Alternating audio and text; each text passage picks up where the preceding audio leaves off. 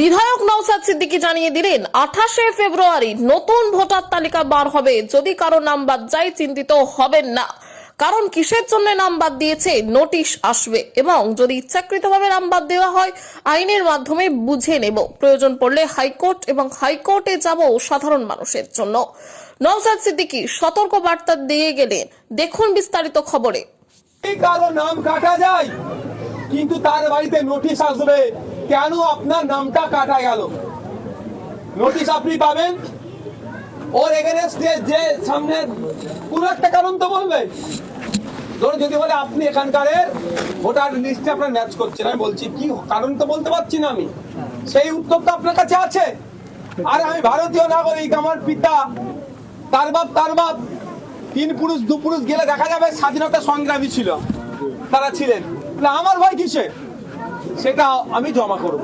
কিন্তু প্রথম কথা আমার নাম কাটা যাবে না, এটা আমার কনফিডেন্স।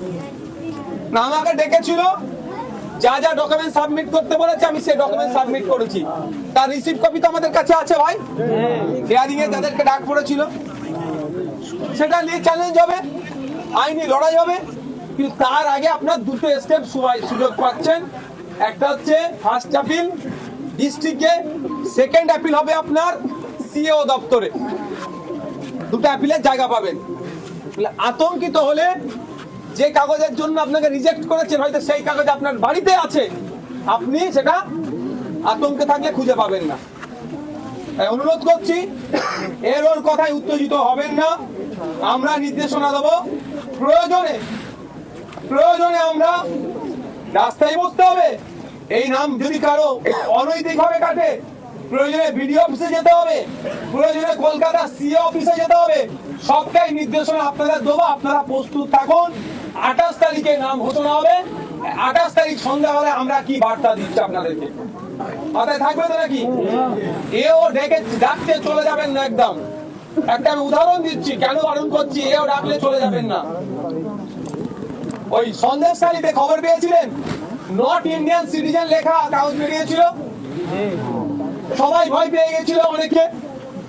আমি ভয় না পেয়ে আমি তাদেরকে জিজ্ঞাসা করলাম যে নোটিশটা তোমাদের কে দিয়েছে, বলে বিএলও দিয়েছে, হাতে কাগজ দেয়নি, বিএলও মুখে বলছে। আর নোটিশটা কোথায়, পঞ্চায়েতে বলছে টাঙানো আছে। আমি তাদেরকে ডেকে কথা বলে ইলেকশন কমিশনের অফিসে গিয়েছিলাম। ইলেকশন কমিশনের অফিসে গিয়ে প্রশ্ন করেছি আমি সিও স্যারকে যে আপনার রাইট আছে, আপনার অধিকার আছে যে ভারতীয় কি ভারতীয় নয় এর সার্টিফিকেট দেওয়া। বলছে না আমার নাই, কারণ ওটা ওনার এখতিয়ারের মধ্যে পড়েনি।